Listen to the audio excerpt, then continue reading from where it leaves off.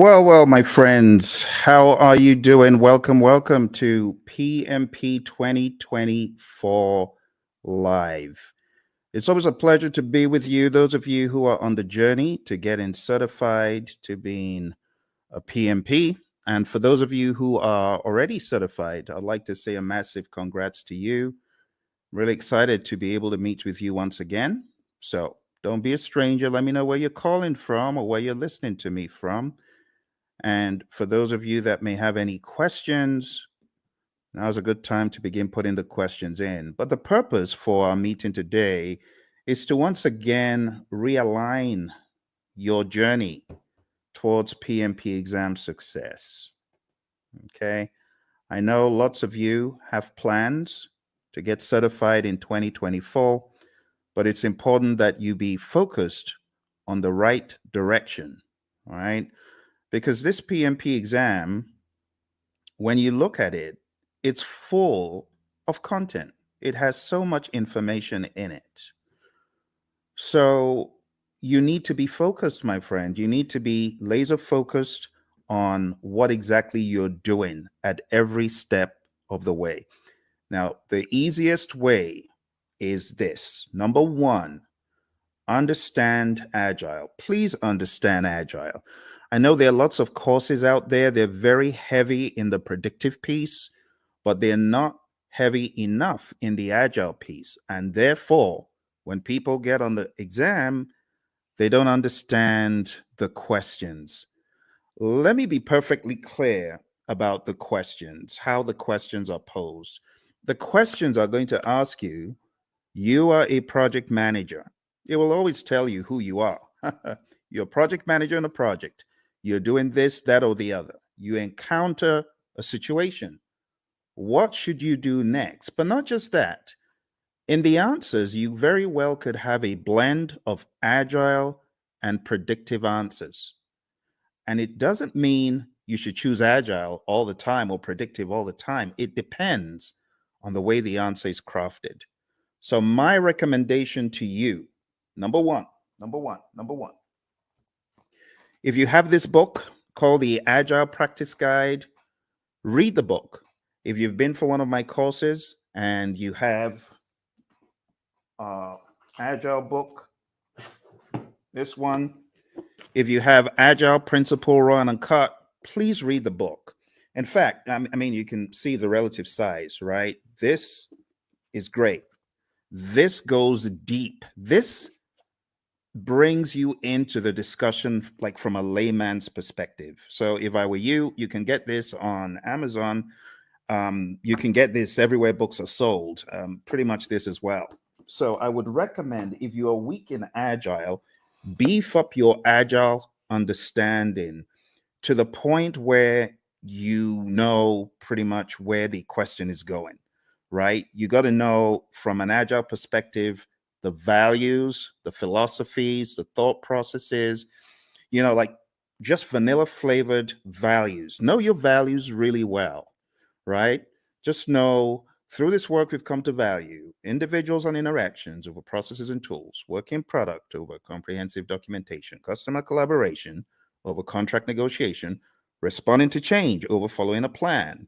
And even though there's value in the items that we just kind of discredited, we value the items on the other side more. That's what you need to be thinking. Then you go over to the principles. Okay. So I'm going to walk you through a little bit of Agile tonight, just to make sure you're on that wavelength. When I'm done with Agile, I'm going to tell you what next to do with Agile. And then I'm going to go into the predictive and then the hybrid. So this is probably going to take about an hour. We might be fortunate to get done quicker, but I want us to jump straight into the discussion because there's a lot for me to show you in this world of PMP. And this first piece is a slice from my course that I call Agile for Practitioners. My buddy Roy and I put this together, and it has helped PMPs across the world ace their PMP exam. So I'm just going to give you a quick little slice of Agile for Practitioners tonight. Let's jump straight into a few little introductions. So that's me. That's your buddy Phil. And I got certified in 2005. And since I got certified, I've been helping people across the world come from an engineering background. I'm one of those who escaped, who ran away and went into a different world of project management, trained many organizations, as you can see on the screen, many government entities, and so on. But let's jump straight into why agile. Why agile? I like this quote from Leon Megginson. It says, "It is not the strongest of the species that survives, nor the most intelligent, but the one most adaptable to change." It's all about adaptability, my friend, isn't it? You might recall on page 14 of the Agile Practice Guide, the Stacy model. Stacy model is a great representation of different spectrums where you can be either in an agile setting or in a more simple predictive setting. The summary is you don't have to be agile in practice every single project. For example, you don't have to use Scrum on every single project. You don't have to use Kanban on every single project. Imagine a nuclear plant shutdown. You can't do that saying, we're going to do everything entirely agile. Heaven forbid. You got to be predictive in some instances. And that's why we have the simple zone where we are close to agreement in the requirements and close to certainty as far as the technicality. So we've already gotten that out of the way, right? There's that understanding. Now, taking it up a notch to help you with your philosophies, the idea is in the world of project management, which of these is most important every time? If I asked you to select three things, just three things that you feel are mega important every time, what would they be? Would you choose time? I'm curious. Why don't you chat into me and say, "Hey, Phil, this is what I think. This is what I think is most important on projects all the time." You want to try that? Go for it. Go for it. Go for it. Tell me, what do you think is hyper important? Three things, if you're going to choose three out of these. Any ideas? Is it schedule? Is it budget? Is it scope? Is it customer needs? Is it quality requirements? Or is it team satisfaction? Which three? Chat into me. I'm waiting for you, my friends. I'm waiting. I'm waiting. Come on, you're project managers, right? So you already know the answer to this, hopefully. Which would you choose? Which would you choose?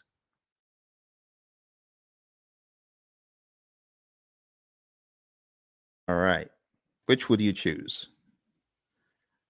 Everyone's trying to be all cute here. All right. Well, what I would choose is probably not the first one because delivering on schedule, if I don't deliver quality, is going to be frowned on. Don't you agree? If I delivered on schedule, but my customer is not happy, what good is that? Right? What about delivering on budget? You deliver on budget, but your customer is not happy. You got issues. You see where the train is going now? So, in order to answer this question, you need to ask, what about the customer? That needs to be actually one of the first things, but it's not the first thing that you think about. You know, the very first thing you should think about? The very first thing you should think about is the restaurant analogy.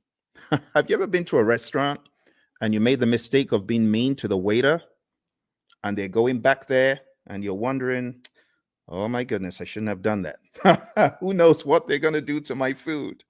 Has that thought ever crossed your mind? Well, it's the same thing when it comes to the world of project management. Because if you are not satisfying your team members, the likelihood is your customer may not be satisfied because the team may not put in their best. But if your team is satisfied, and I'm not talking salary now, I'm just talking being mindful and being empathetic and ensuring that the team has what they need. You know, the Agile Manifesto talks about giving the team the environment and support they need. When you do that, you're likely to have the team meeting quality requirements, delivering on budget, schedule, scope, and the customer is likely to be satisfied. All that good stuff. Okay, so the best answer to this, I don't know if you noticed, this said all plan scope. So you don't have that mindset of, oh, we have to deliver everything. In the world of Agile, no, that's not our mindset. Our mindset is we got to deliver value. It doesn't have to be all the scope. So I was looking for you to choose the bottom three. That's what I was looking for, just the bottom three: customer, quality, and team. Now, moving on to the next part where we're going to go pretty quick. This is what I was talking about, right? The Agile Manifesto values, which I've already covered, and then the Agile Manifesto principles. I'll just summarize them. Number one, customer obsession. Number two, welcome changes, even late, for the customer's benefit. Number three, deliver working product frequently. We want this to be shorter than 2 months because things change rapidly. You want feedback. You want to put it back into production. You want customer engagement. If it's far beyond 2 weeks, your customer may be disengaged. Number four, business people and developers working together daily. Number five, building projects around motivated individuals. I mean, that's common sense. No one wants to build a project around a demotivated team, right? Number six, face-to-face conversation. Now, this is very debatable because today everyone's on Teams, everyone is on Zoom. So, when it comes to efficient and effective, we got to be careful in 2024. But for the sake of your exam, just go with number six as it's written. Number seven, working product, the primary measure of progress. In the world of Agile, we don't do all those percent completes and statuses, right? In this world, Agile processes promote sustainable development. I call number 8, don't kill the team. The don't kill the team principle. Number 9, continuous attention to technical excellence and good design enhances agility. Number 10, keep it simple, sir. Keep it simple, sister. Number 11, the best architectures, requirements, and designs emerge from self-organizing team. Just leave the team alone. Let them do their stuff. You hired adults. You hired experts. They'll get it done better than when they were meddled with. And number 12, at regular intervals, the team reflects on how to become more effective. They tune and adjust their behavior accordingly. Doesn't always have to be the retrospective. This could be just a way of life, a day-to-day philosophy. And that's the Agile Manifesto. You do really need to know this well before you exam, okay? Now, let's go a step further. There is one more thing in the world of Agile that I like showing, and that is a difference between the predictive thinking, which is encapsulated on the screen right here. You can see in the traditional world, scope is fixed, but in the world of Agile, what happens? We flip the triangle on its head, and scope is now flexible, right? What is fixed is we have a fixed time box, that's schedule, and then we have a fixed budget, team size.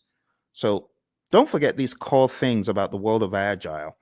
Finally, before we get out of Agile, I just want to remind you, because I know a lot of people fight this one. The most popular Agile framework is Scrum, okay? If you haven't read the Scrum Guide, you should. Go to scrumguides.org, download it, read it, right? Scrum is a lightweight, easy to understand model. It's based on 3 pillars of transparency, inspection, and adaptation. This is a sequence of activities. What happens? Number 1, we have a product backlog, and it's a list of all the things our customers want. Then we have an event. It's called sprint planning. Sprint planning is where we meet to decide what we're going to get done in the sprint. As a result of that meeting, we get a sprint backlog. Once we get our sprint backlog, we then have our marching orders. We are already in the sprint, technically, once we start the sprint planning event. But the next event that happens is the daily scrum. The daily scrum is something that we do every 24 hours. Don't say, oh, we do a weekly daily scrum. No, that's not a daily scrum. It has to be daily. So the daily scrum is where the team meets. They meet as a sync up meeting. It is not a status meeting. Please don't choose that on the exam when they give you the trick question that says the daily scrum is a what? Don't choose status meeting. It's not a status meeting. It's a planning meeting. It's a sync up meeting. There's a difference. So it's not status. Don't think status. We could either answer the 3 questions, and with a mature team, you don't need to pass the mic around. They know what to talk about, right? But some teams prefer to not answer the 3 questions. They prefer to walk the board or just do some other configuration, right? Some very mature teams, they may not even walk the board or answer the 3 questions. But for the sake of your exam, understand that the 3 questions is pretty staple, and then the walking the board. It's talked about in the Agile Practice Guide, okay? Then the sprint, how long is a sprint? 4 weeks or less in the world of Scrum. In the middle of the Scrum, a lot of teams these days, and I really want to call your attention to a very subtle fact regarding your exam. I'm going to have to go to that book again. And it's a good book, actually. It's not a bad book. It's the Agile Practice Guide. So let's go to the Agile Practice Guide, okay? So looking at the Agile Practice Guide, I want to point out to you that there are a number of things the PMI accentuates on page 50 forward. Okay, so you do need to read PMI's account, because in the Scrum Guide, you don't have any talk about the event called backlog refinement. In fact, in the Scrum Guide, it's looked at as everyday life for the product owner. But in the Agile Practice Guide, it is called out specifically on page 52 in the Agile Practice Guide. And it just reads, in iteration-based Agile, the product owner often works with a team to prepare some stories for the upcoming iteration during one or more sessions in the middle of the iteration, okay? So this account is about 2 paragraphs, but you don't find this in the Scrum Guide. You should pay attention to backlog refinement. You should pay attention to PMI's account of Agile, PMI's account of all things that are on the exam, okay? So even though backlog refinement in this image, I've graded because it's optional, you should, as a PMP candidate, be aware that PMI has 2 full paragraphs. It says there is no consensus on how long the refinement should be. There's a continuum of just-in-time refinement for flow-based Agile. The team takes the next card off the to-do column and discusses it. And then it says many iteration-based Agile teams use the time-boxed 1-hour discussion midway through a 2-week iteration. And that's exactly what I'm depicting on the screen. This is midway through the iteration. The team takes some time out. They do the backlog refinement. They go through the whole idea behind the INVEST acronym. Now, this is not a place for us to debate whether it is good or bad, because I have some of the Agile zealots who hate the INVEST acronym. Don't listen to them. What do I mean by the INVEST acronym? Independent, negotiable, valuable or vertical, estimable, small enough to fit within a sprint, and testable. You want to make sure that your backlog items are indeed ready, okay? Like I said, various schools of thought are against the INVEST acronym, but when we talk about the refinement, when we talk about the definition of ready, it is important you understand and have some sort of guardrail framework to help you. So this helps achieve definition of ready, okay? If the story fails to meet one of these criteria, the team may want to reword it or even consider a rewrite. So this is the INVEST acronym. When we say a story is ready, it means ready for us to work on. And in your backlog refinement sessions, you want to work on getting your stories to a definition of ready. Okay, it's just that simple. When you get certified, you can, join the debate about whether backlog refinement should be done with the INVEST acronym, whether definition of ready is good or bad. I'm not here for all that, right? But just know for your exam, it's in the Agile Practice Guide. All right, moving on. We have the sprint review event, and this is where the customer, could be the end user involved as well, the stakeholders. This is where there is a review of what was created, the increment, right? And just be aware that the sprint review event is not a gate before you can release value, right? You can release value all through the sprint. It doesn't have to be one time. And in fact, you could get to the end of a sprint and you may not have a featured enough item, so you may not actually release. That's why we call it a potentially shippable increment. Lastly, we have the sprint retrospective event. And in the sprint retrospective, you already know this, I'm sure. This is where the team reflects, they look at what they could have done differently, what went well, what didn't go so well. It could also be a great team bonding exercise, and it's generally closed off to the Scrum team. And when I say Scrum team, I'm talking about the product owner, the Scrum master, and the developers, okay? So feel free to put any questions in there if you've got any questions for me, because I know for some of you, we have already gone through an extensive 35-hour course. You already know a lot of this stuff, but you might have forgotten some of it. For your exam, you got to understand the roles really well. The product owner role, I highly advise you to dig into PMI's Agile Practice Guide and understand their perspective of what this role does. I also advise you to look into the Scrum Guide to get a better idea of the product owner's role. I call the product owner the Chief Value Officer. Also understand what the Scrum Master does. The Scrum Master is a coach, not just a coach for the immediate team, but also a coach for the entire organization. This is someone who should be a champion in my mind for Agile and someone who should be making change on a grander scale. When you get into the nitty-gritty of your exam, you do need to know the 5 events. So the sprint, understand that in the world of Scrum, it's 4 weeks or less. Understand what sprint planning is all about. As I said, one of the things you should do before coming into sprint planning is you should have done some backlog refinement. So all your time isn't going on breaking down those huge monster epics or just realizing what exactly the customer was asking for all along. This is where the product owner needs to wear the hat of Chief Value Officer, understand what should have come next. And when you get into sprint planning, it's generally going to go a lot smoother. The daily scrum, as far as this is concerned, the 15 minutes is pretty standard. It's non-negotiable for your exam. Just know that 15 minutes is a time box. When it comes to backlog refinement, like I said, we want our stories or our requests to be sprint ready.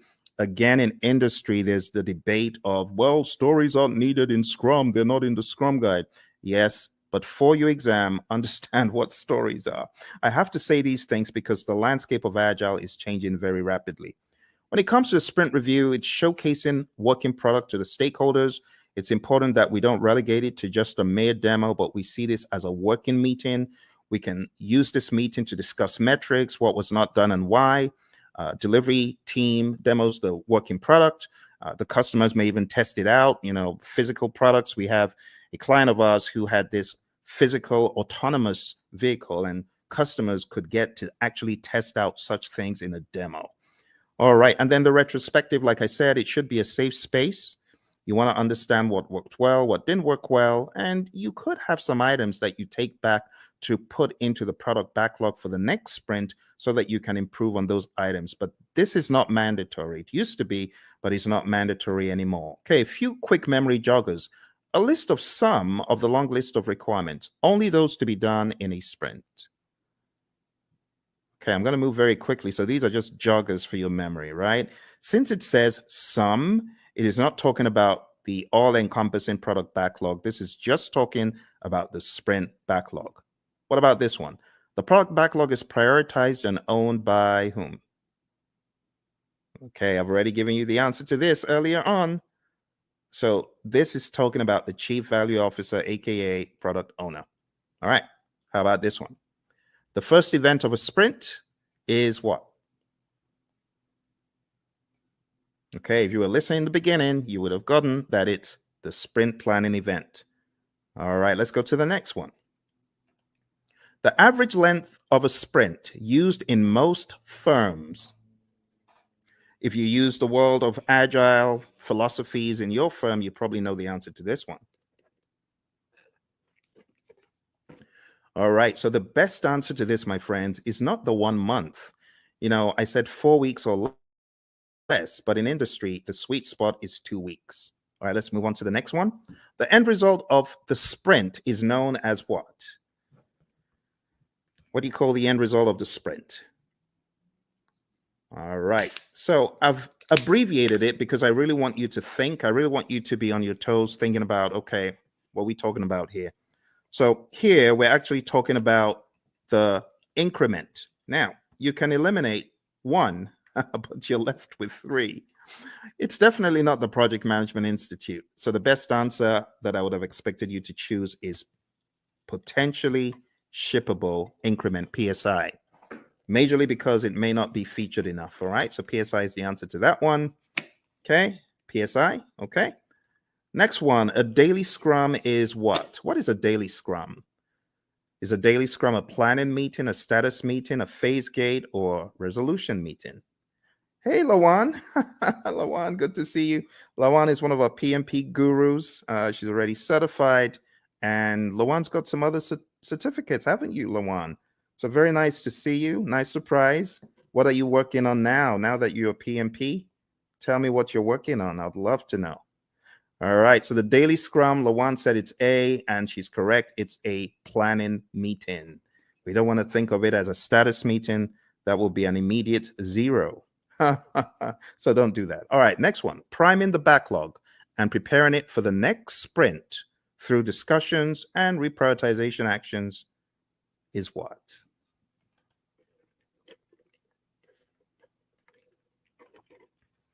Awesome. Lawan is on it. She is on it. She hasn't forgotten it. Not missed a beat. Thank you, Lawan. The best answer to that is indeed what you chose. The answer is backlog refinement. And backlog refinement, we talk about it as being not mandatory as far as an event, but in the Agile Practice Guide, we see it there front and center. All right. The potentially shippable increment should be shown to the customer in a demonstration. This is known as what?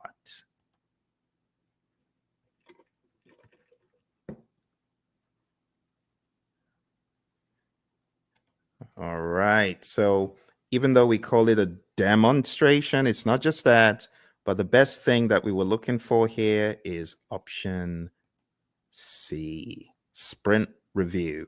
Now, again, just so you know, there's a lot of controversy in the world of Agile and Scrum when you call the sprint planning or sprint review or sprint retrospective a ceremony. You may get a wrist slap from some of the zealots. I don't care. Whatever. It is what it is. A lot of people call it ceremonies. A lot of people call them, other things, and that's it is what it is. Okay, Lawan. Lawan says she's working on her PSM. Awesome, Lawan. I know that you've already taken a lot of Ken Schwaber's PSM pre-test, so just keep doing that. And honestly, his site is probably the best place to be to just keep taking them over and over again, reading the Scrum Guide over and over again, and listen to our audio, because we've got audio out there on our channel, as you know. But well done, and try your best to listen to the lessons learned that are out there. We got lessons learned from the PSM from our friend Darian and Cindy, who both got certified last year. So I would recommend listening to them. I am going to put a link in the chat right now so that you can go listen to that episode. You can go listen to that episode and get some wisdom from both of them. They both got certified less than a year ago for the PSM. All right, well, let's move on to the next one. The Scrum team should spend time in self-reflection and checking itself for optimization and improvements. This is known as what? Another very easy one. You're welcome, Lawan. All right, another very easy one, very easy. Obviously, you know what we're talking about here. We're talking about the retrospective. Brilliant. All right, another thing that you should be aware of is just the terminology when we go through the product backlog. We have different terminologies. We have the product itself. We have the epics, features, stories, and tasks. And I just use a silly little mnemonic. I just say Phil eats fries sometimes on Tuesdays. It's my mnemonic. You can use that to remember. And here's an example of how the backlog could be broken down, right? Epics, huge chunks of functionality. Features, they group user stories together for release. It's a sensible way of releasing stuff, release-like stories. And then we have tasks, which are not in the product backlog, by the way.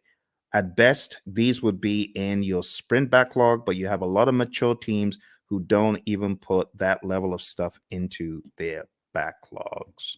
So at the end of the day, you would have a breakdown that looks something like this, right? You would have the product broken down into epics. Here's an example of PBIs for a website, and I will zoom in so you can see the intricacies here. So it looks very much like a work breakdown structure, but don't get it twisted. It's not a work breakdown structure. This is a product, right? Product breakdown. It is not a work breakdown. Okay, so this is the general idea.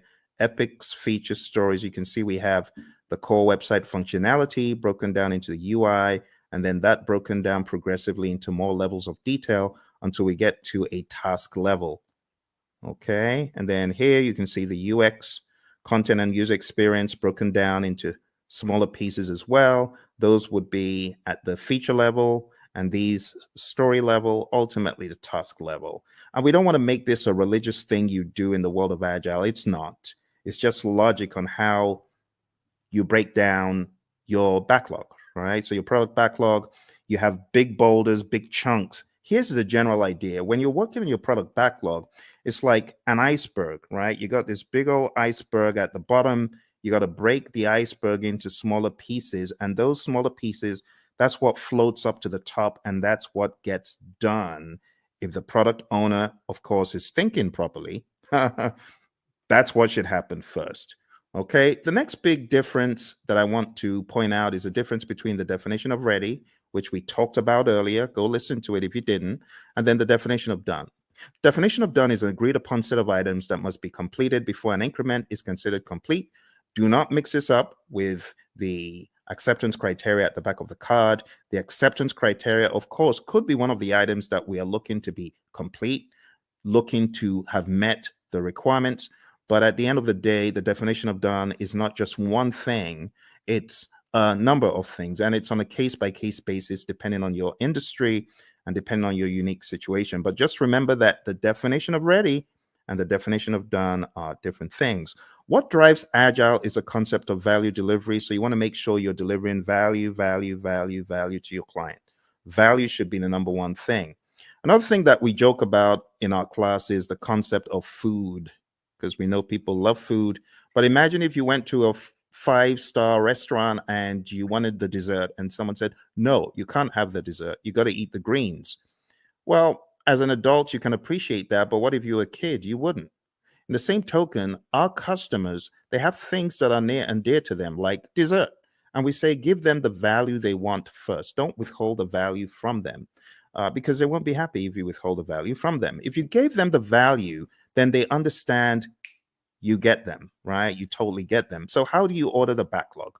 The different ways of ordering the backlog, but one of the philosophies is to understand the concept of doing the big, hairy, audacious things first, right? The high risk, but high value.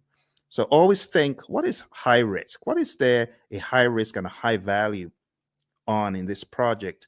If there's a probability that you won't get a high value item done, that could be bad. So what should you do? This is just basic project management common sense. Do the riskiest stuff first. And if you do the riskiest stuff first, there's a likelihood that you will at least get them done. If you don't do the risky stuff first and you do it last and then you don't get it done and the time box is over or the number of iterations you promised is over, that's no good. So we often say high risk, high value first, low risk, high value next, low risk, low value next. And then why do you even want to do those in the top left quadrant? Why do you want to do high risk, low value? It doesn't make sense. There's so much risk in it. Low value, it could actually tank the entire project. All right. So we're not saying this is the only way to think, but we're saying start off by looking for the high value stuff and then look for the riskiest of the high value stuff. There are other instances where you could prioritize based on other items such as urgency, cost of delay, weighted shortest job first. There's so many things you could think about. So when we think about ordering the backlog, the job of the product owner is a rather interesting one because the product owner has to think so many things: revenue, demand, importance to end users, frequency of use, the risk of not having it, and so on and so forth. So as a product owner, your thinking always needs to be what is most important. Now, the product owner sometimes falls into the fire alarm trap, which is pandering to people who are shouting the loudest. That is not the way to do it. You want to use more sensible criteria like NPV, ROI, Moscow, and Kano, which are really just categorization techniques when you think about it. Weighted shortest job first could be another one, and the risk-adjusted backlog, the concept of the risk-adjusted backlog. So there's so many pieces that you need to master for your PMP exam, but ultimately, you're going to understand that Agile is front and center, because I cannot tell you how many people have cried, my Agile was so huge on the exam. I was not able to answer the questions quickly enough. It took me such a long time to read them and things like that. So you got to be ready. Scrum is definitely the big number one framework for the world of Agile for your exam. And then the number two framework that I would highly advise you to hone in on is Kanban. Just understanding how Kanban is structured, what it actually means when we say limit your WIP and why we say limit your WIP. Understand what a board could look like when you have the WIP limits up top there. Understand what it means when we say the lead time, the cycle time, and things such as that. And understand this concept, because while it may not be tested on the exam, it's good to have the Agile philosophy of there's a cost for delaying delivering value to your customer. If you're not delivering value quickly enough, then your customer could tank. Your customer could fall off the radar. Your customer could go out of business. So we want you to have that mindset, okay? And last but not least, I'll just say have a mentality of the shuhari, right? Alistair Coburn brought this into the world of Agile from the world of Aikido, and it's just a great philosophy to understand. You got to go through a period of blind obedience. So I remember when the PMI Phoenix chapter brought the whole CSM bandwagon to our chapter, and I was one of the people who jumped on it. And our trainer was receiving a lot of consternation. Tom Meller was receiving a lot of consternation from the PMPs because they felt, what is this? This doesn't make sense. Why should we do this? Don't criticize our project management and things such as that.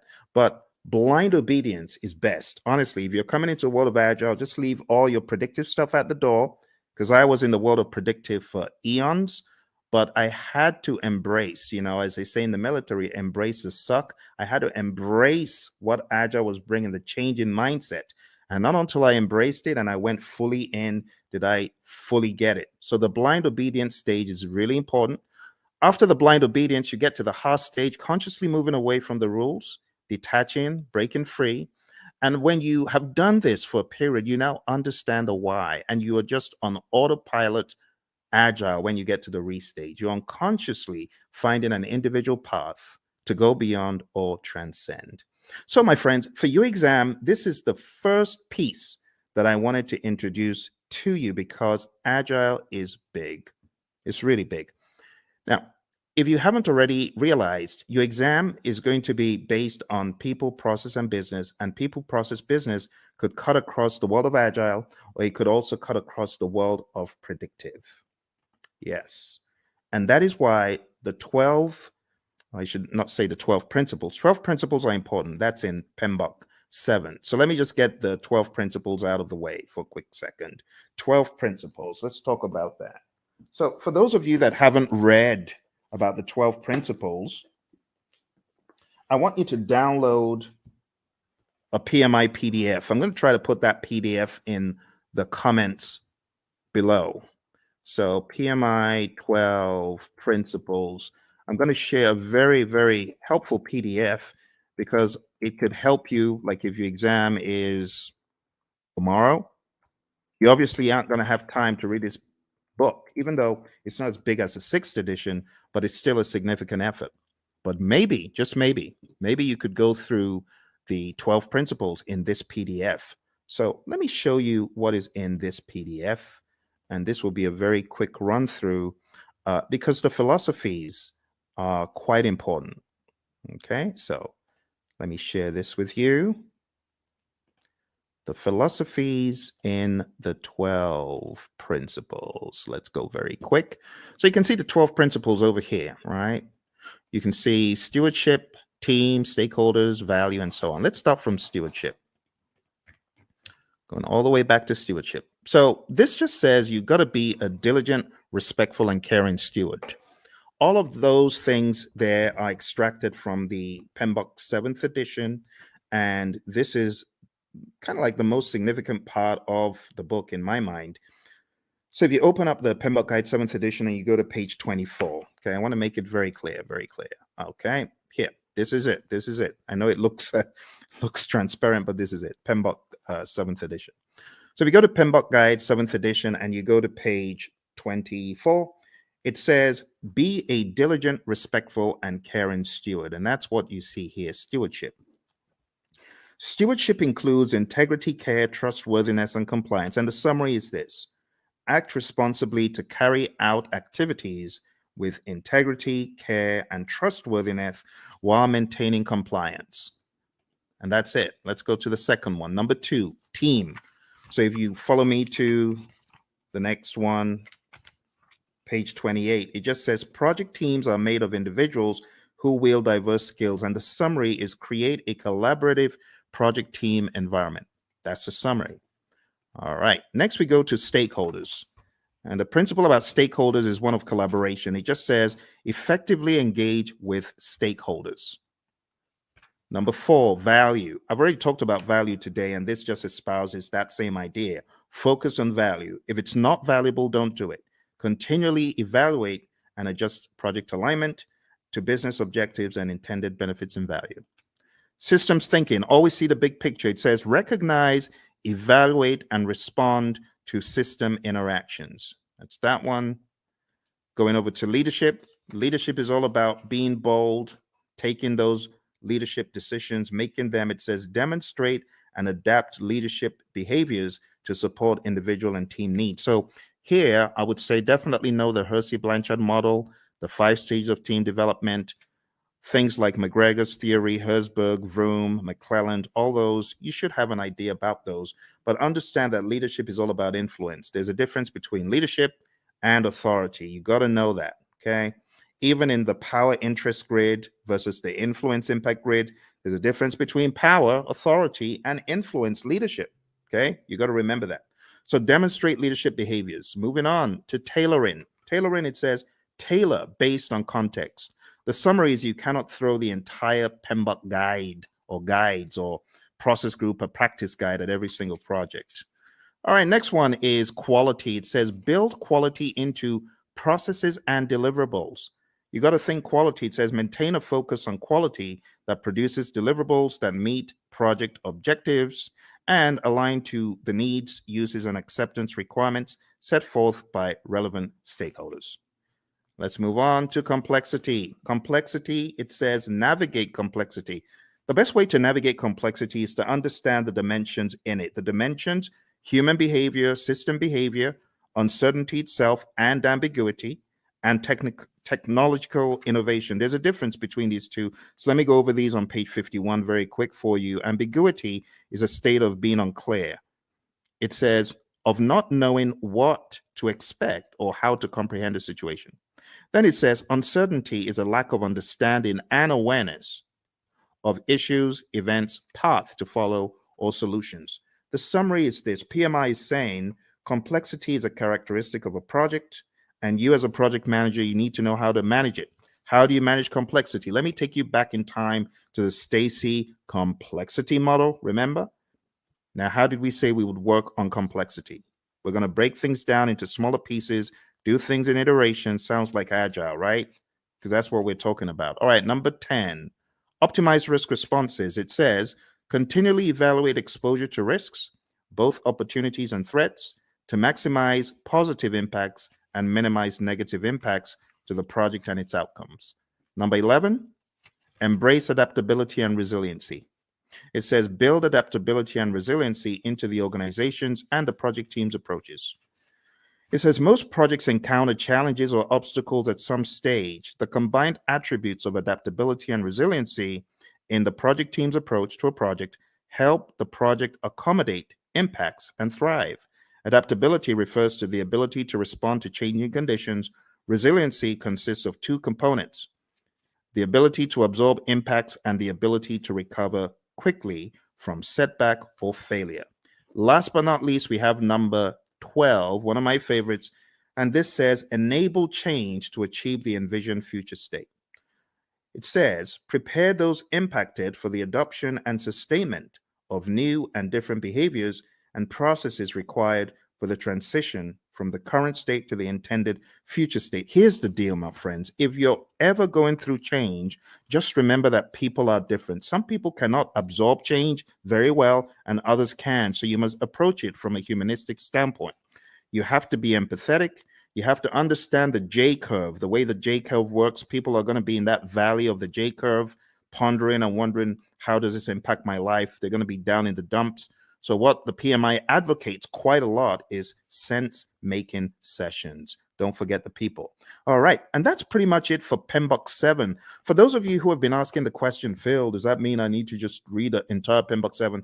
I've told you, listen to what I'm telling you. Read, I've given you one PDF. Can I give you one more PDF from the PMI? Let me give you one more PDF from the PMI. I'm going to give you the domains PDF because I know some of you, you're still wondering, but what about the domains? I need to know the domains. Okay, I'll show you the domains. You want domains? We'll go to domains tonight. I'll show you. So here we go. Here are the domains. Okay, just to ensure that your curiosity is satisfied, there are 8 domains in the PMBOK Guide 7th edition. Now, stay with me because I know some of you are fixing to run away. Stay with me. Okay, I got to explain this. This is PMBOK 7. This is PMBOK 6. PMBOK 6 is a wildebeest. It's huge, right? It has 756 pages. This one, on the other hand, has 300 and something pages. However, when it comes to predictive project management, this does not do a good enough job, which is why the PMI have included in their library something called Process Groups of Practice Guide. And that took from the now out of publication 6th edition, and they put together Process Groups of Practice Guide to walk people through the knowledges and process groups. Because, should I just be honest? People ain't buying the domains. People are like, we've known the process groups and knowledges for the past 2.5 decades. Why are you giving us? It reminds me of the Israelites. Why are you giving us this stuff to eat? Why are you giving us PMBOK 7 to eat? So let me show you the summary, okay? Let me show you the summary. Here is the domains, okay? I've put the domains in the chat. Now let's share the domains very quick. Now, I'm going to read for you from the PMBOK Guide 7th edition, and hopefully you will not ask me this ever again because I feel it's not a very good use of our time, but I know some of you are curious. So let's go to page 7. And another thing about this book is it has 2 sets of pages. You have page 1 in the side where you have the principles, and then you have another page 1 where you have the domains. But let's talk about the domains. Listen carefully. It says, a project performance domain is a group of related activities. That's the difference. It did not say a group of processes. You get it? A group of related activities that are critical for the effective delivery of project outcomes. Project performance domains are interactive, interrelated, and interdependent areas of focus that work in unison to achieve desired project outcomes. There are 8 project performance domains. Number 1, stakeholders. Number 2, team. Number 3, development approach and lifecycle. Number 4, planning. Number 5, project work. Number 6, delivery. Number 7, measurement. And number 8, uncertainty. Let's go through them hyper quick. Stakeholders is all about your care for your stakeholders, understanding that you need to effectively interact with them. In other words, you need to manage their engagement. The team domain is all about caring for the team, team health, and team optimization. Development approach and life cycle is all about selecting the right development approach. Is it going to be agile? Is it going to be predictive? Is it going to be incremental? Is it going to be agile? And then going down into the smaller silos, is it going to be Scrum? Is it going to be Kanban? Is it going to be TDD? Is it going to be ATDD that we use here, right? And so on and so forth. Planning is all about planning the project. It's that simple. Project work, as it says here, addresses activities and functions associated with establishing project processes, managing physical resources, and fostering a learning environment. Watch this. Project work is associated with establishing the processes and performing the work. Boom, performing the work. That's the direct and manage project work process and everything connected to it. So just think executing. The next one is delivery. This just makes sense. You create a product, service, result, feature, function. It needs to be delivered. And that's what you're doing in the delivery performance domain. It addresses activities and functions associated with delivering the scope and quality. You see those two? Scope management, quality management. I told you were not missing anything. That's what these domains are all about. The next one is measurement. Now, this one, I must say, is a worthwhile inclusion in the dialogue, because a lot of times you have individuals who are measuring stuff and their measurements are probably not sensible. For example, a company my buddy Roy worked with, the company said to the testers, we're going to reward you if you find bugs. The more bugs you find, the more rewards you get. So these people aren't stupid. Of course, they had friends who were developers. So the developers started cranking out some soft bugs, not really malicious bad bugs, just soft bugs that will get their buddies a reward. What a ridiculous metric to measure. So don't measure the wrong thing. That's what this is telling us. Measure sensibly, and also be aware of the vanity metrics phenom. Don't fall into the trap of vanity metrics. Actually, the PMI has a very good breakdown of why you should be very particular about metrics. It says on page 96, we have leading indicators and lagging indicators. So be aware of what you're measuring. Is it a leading indicator predicting changes or trends, right? Leading. In other words, the metric is smart. The metric tells you what is about to happen before it does. Or we have lagging indicators. Now, lagging indicators, I'm not saying they're dumb, but they measure deliverables or events after the fact. Okay, so leading indicators, that's your magic right there. Lagging indicators, not bad. They're still helpful, but it's after the fact. And it says what to measure. You got all sorts of things on page 98, which is a good breakdown of what to measure. We go into the concept of baselines, business value, net promoter score, mood chart. I would highly advise at least understand some of the basic metrics in project management just in case they come up on your exam. So benefit cost ratio or cost benefit ratio, MPV, net promoter score, which is a measure of how happy your stakeholder is or willing to recommend your products or services to others, mood chart, and what else? That's pretty much it. There's some very good stuff here. So if there's one of the domains that I am excited about, I think it's this one. This is definitely value to the project management narrative. On page 112, we have my favorite, the vanity metric, a measure that shows data but does not provide useful information for making decisions. Has someone ever told you to gather data and measure stuff that is just worthless? You know, for example, measuring page views of a website is not as useful as measuring the number of new viewers, because you could have had one viewer go in there 1,000 times, if you get what I mean. So just that whole idea is what we talk about in the measurement domain. Last but not least, we have the uncertainty domain. And it just says projects exist in environments with varying degrees of uncertainty. In that vein, the project manager needs to have a plan, a mousetrap for how to measure the usual suspects. There are 5 of them. Uncertainty, a lack of understanding and awareness of issues. Ambiguity, a state of being unclear. Complexity, a characteristic of a program or project or its environment that is difficult to manage due to human behavior, system behavior, and ambiguity. Volatility, and then risk. And honestly, that's it. That's it for your 8 domains. We don't really have to go any further. It would be a waste of time. Now, if you have any questions, I would love to answer your questions. We're going to be hitting about an hour very soon. But before we jump off the call today, there's one more thing that will be in order. And what I want to do next is just talk about the deeper world, the deeper world of project management by going into, it's the grid. The grid, everyone's like, oh my goodness, not that again. This grid is very important, my friends. It's important for your project management journey. I know a lot of people are not very keen on it, but trust me, you need this. You really need this. You really need this thing I'm about to show you. And it's the 5 process groups and the 10 knowledge areas. We have to go through it tonight. I couldn't let you escape without it. So I would like for you to get a pen and a paper. It's going to be a worthwhile experience. It's going to be good. Let's work on this together. And as I go through it, I want you to ask any questions.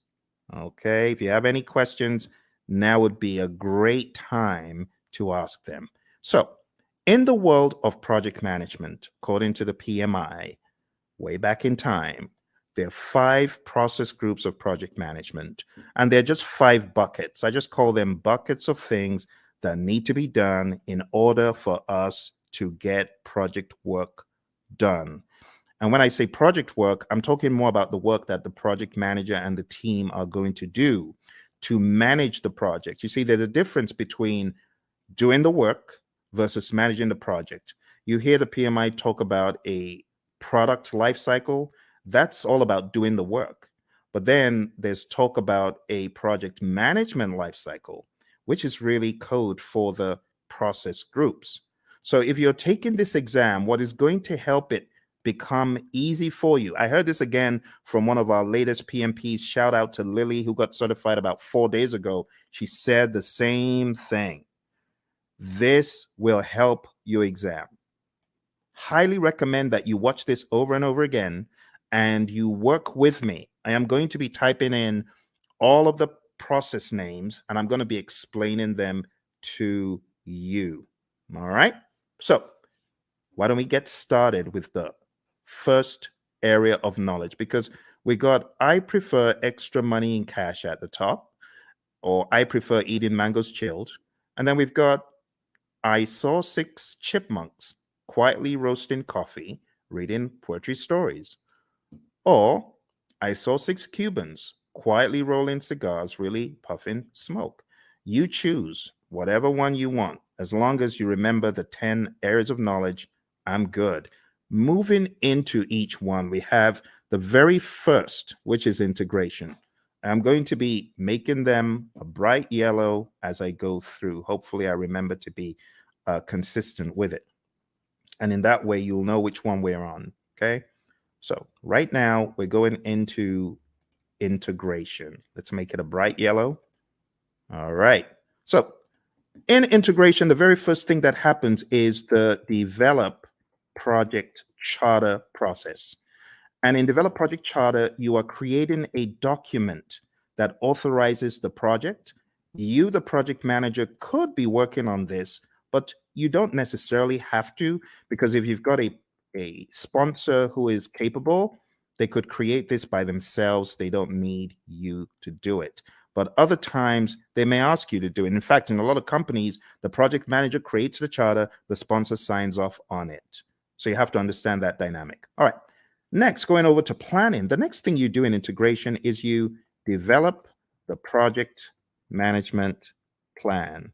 And this is where you put the big plan together, because there's a lot of stuff that actually happens under the process that we're not seeing yet.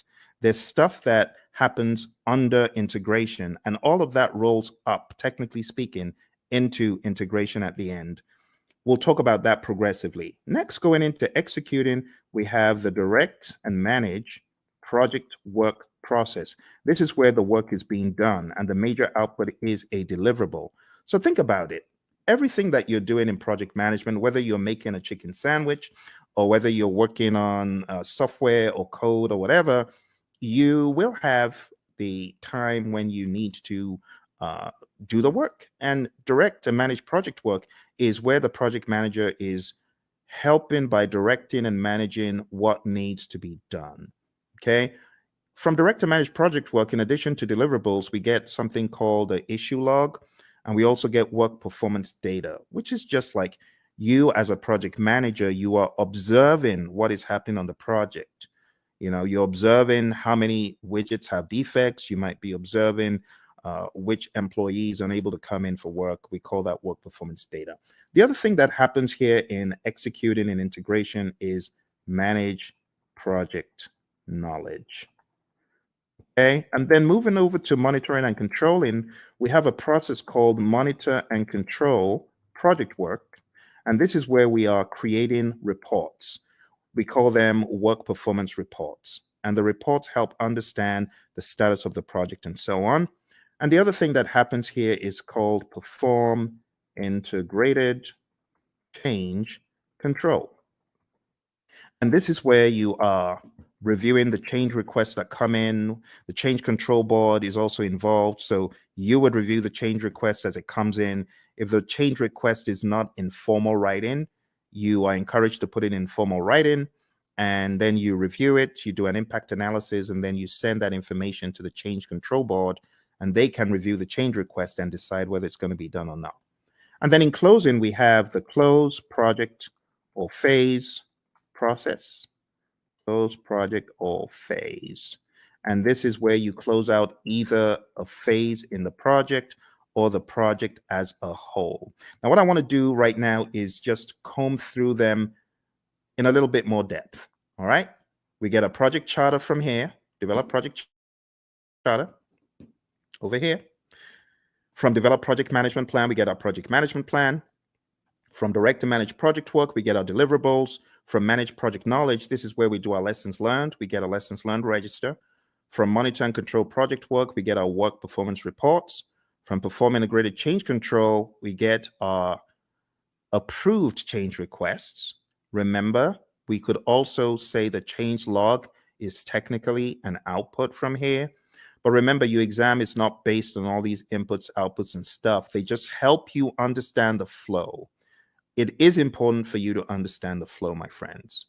And then we have close project or phase. So closing out the project or a phase in the project. This is where we have a final product, service, or result transition as an output. We also have a final report as an output. Okay. Now, these are not just random words that I made up. These are indeed things in the PMBOK Guide 6th edition and things that are helpful for you to know as you traverse the landscape of project management as you prepare for your exam. Okay. All right. I hope that makes sense. Do send in any questions if you have questions. So that's the first knowledge area.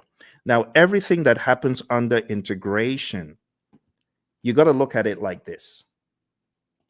Look at it like this. All this stuff under rolls up. All the stuff under rolls up, technically speaking. Now here, I know we only have one process here, but technically speaking, what you have in identifying the stakeholders, you want to make sure the stakeholders buy into the charter. All the stuff you have here in planning is going to add up to your project management plan. All the stuff you do in executing is pretty much governed, talking about governance from an integrative standpoint. Everything you do in monitoring and controlling is governed up here because all you're checking to see if you're going according to plan in all the knowledge areas is governed at a higher level in monitor and control project work. And close project or phase, it just has that. Okay. And that's the general high level idea. Now we're going to be going crazily quick. So I'm going to put the responsibility in your court to tell me to slow down or stop because I'm just going to go pedal to metal from here. Okay. All right. So draw along, follow along. It will be a good exercise. Going into planning, we have plan, scope, management as a process where we decide how to manage scope. Then we have collect requirements, where we are collecting all the requirements, functional requirements, business requirements, and so on. Then we have the define scope process, where we create the project scope statement, which has all the inclusions, exclusions, detailed deliverable description, and so on. Then we have create WBS, which is where we create the work breakdown structure. Then we jump across to the monitoring and controlling process group. And here we have two things. We have validate scope. This is where your customer checks the product, service, or result. And then we have control scope. And this is where you, as a great project manager, you're controlling the scope, making sure people aren't adding extras. Okay, good. Let's move into schedule management. In schedule management, the first thing that we have here is plan schedule management. Plan schedule management is where you create a plan for how to develop and manage the schedule. Then we have define activities, where we list out the activities that need to be done. Sequence activities, where we put the activities in order of occurrence. And estimate activity durations, where we decide how long each activity will take. And then we have develop schedule, which takes everything into account. And voila, we have our final schedule, right? We also from here have our schedule baseline. Just to make sure you understand the difference, There's a difference between having a project schedule, which is a live and breathing schedule that you update just sensibly as a project manager, versus the schedule baseline, which is a particular version of the schedule etched in stone.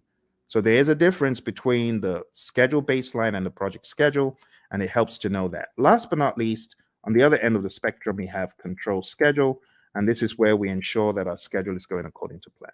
Okay? Be sure to ask any questions. If you have questions, I will be moving a lot quicker from here.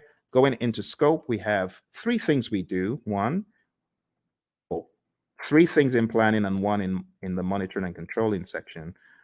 Here we plan cost management, and that's where we plan how to manage cost. Then we estimate costs. We estimate the cost for each line item, each task. Then we have determine budget. And this is where we roll all the task costs to a final total amount. And then lastly, here we have control costs. And this is where earned value lives. And when I say where earned value lives, this is where we use the earned value metrics. The earned value metrics could help us see trends where we're likely to end up, or previous performance across schedule and cost and even scope. Just remember for your exam, you need to remember SPI, CPI, CV, and SV. You need to remember that they all start with EV. They all start with earned value, right? That's an easy way of remembering. If it's a variance, what do? You subtract. If it's an index, what do? You divide. So that's another quick tip. And then if it's schedule, then if it's schedule performance index, plan value is the other thing. If it's schedule variance, plan value is the other variable. If it's cost related, actual cost is the other variable for cost performance index and cost variance. Okay, so let's zoom into that for the sake of those who may have forgotten. The big thing for your exam is really knowing what does SPI mean if it's 0.4, or what does CPI mean if it's 0.4. Anything less than 1 is bad for the indices, right? Greater than 1 means you're doing better than projected. Anything less than 1 is bad. Equal to 0 means you're equal to 1, I beg your pardon, for the indices means you're right on target. For the variances, if it's 0, it means you're on target. So if you have a 0 variance, that's good. If you have a negative variance, that's bad. If it's greater than 0, like if you have even a $5 cost variance or schedule variance, that means you are actually better than planned. Okay, so those could help you in your recall for the exam. I'm going to put them over here. I'm going to make them a little bit smaller because they're not really a process. It's just something to remember.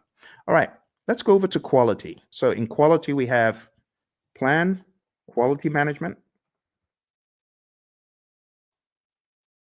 and we have manage quality, where we are actually carrying out our quality audits, manage quality. And last but not least, we have control quality. And in control quality, this is where we are actually checking the product, service, or result. Okay. For those of you just coming, we're doing an end-to-end coverage. It's a very rapid means for you to catch up on the PMP. Once this live stream is over, it is likely you will not see the video, because the video will be pulled down. You won't see this video once it's over. So if you're not able to stay, unfortunately, you will not see this video afterwards. All right, let's come out. Let's go back in. All right, there we have it. So we've got plan quality management, manage quality, and control quality. Moving on to the next thing we're talking about, we're going to talk about resources. Moving on to resources, we have 6 things here. We have plan resource management. We have estimate, activity, resources, and those 2 happen in planning. In executing, as far as resources concerned, we have acquire resources, we have develop team, and then we have manage team. And what are the differences? In develop team, this is where our team goes for team building, They get trained, they get educated in project affairs if they need to, or technical things. And then in managed team, this is where we give the team feedback. And last but not least, here we have control resources. All right. If there are any questions whatsoever about what you get out of the processes, please ask. I know I'm going pretty quick because I have so many videos about this stuff on the channel that I'm expecting that you might have maybe even already gone through some of those. Okay, let's go on to the next one. Next one is communications. And in the communications knowledge area, you're going to do three things. You're going to plan communications management. You are going to manage communications. In other words, you're going to communicate. This is where you're going to distribute information to people. This is where you could have reporting done in meetings. And last but not least, we have monitor communications. Okay. Again, I want to encourage you, if you haven't mastered this, this is important for your PMP exam. I know some people feel, oh, this is old stuff. Trust me when I tell you, I cannot count how many people I've heard from that this helped them put the big map together. So I really want to stress, if you haven't mastered this, please spend some time in doing so. Okay. All right. Let's make these a little bit smaller because we got a really big one coming up. We got risk. Risk is a significant beast. It's very, very big. So let's go on to risk. And risk starts off as usual with plan risk management. This is where we create a plan for how to manage risk. Then we identify the risks. Then we perform a qualitative risk analysis. Think about it like a high, medium, low, or on a scale, numbers that generally don't equate to the same thing from project to project, but they help us in the prioritization of the risks, as far as which risks are we going to go after, which ones are we going to leave alone, so on and so forth. All right, moving on. We have perform quantitative risk analysis. And this is where we analyze the risks from a numeric standpoint that is also dollar related or something quantitative like weeks. You could analyze from a schedule perspective, how many weeks, how many days, and that's an absolute. That is not qualitative. Or how much money is going to be the result of this risk as far as contingencies are concerned. This is where you're getting really into some hardcore amounts. The next thing that happens is called plan risk responses. And then we jump across to executing, and then we implement those responses. Okay, and last but not least, we have monitor risks. Now, when it comes to plan risk responses, again, I'll take some time out to talk about the A team, not Mr. T and the A team, but avoid, transfer, escalate, accept, and mitigate. Okay, so these five are your approaches for negative risk or threats. We also have another 5 for positive risk or opportunities, and I'm just going to put them here sneakily. I know it shouldn't be there, but I'm going to put them there because I want to share them with you. I call it EASEE, easy, right? Easy. It just stands for exploit, accept, share,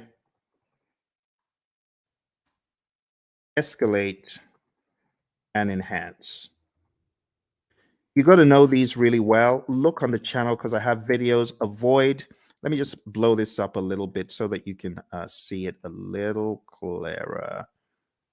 Okay, let's blow that up. Okay, so avoid, and feel free to take screenshots. That's fine if you want to take screenshots, right?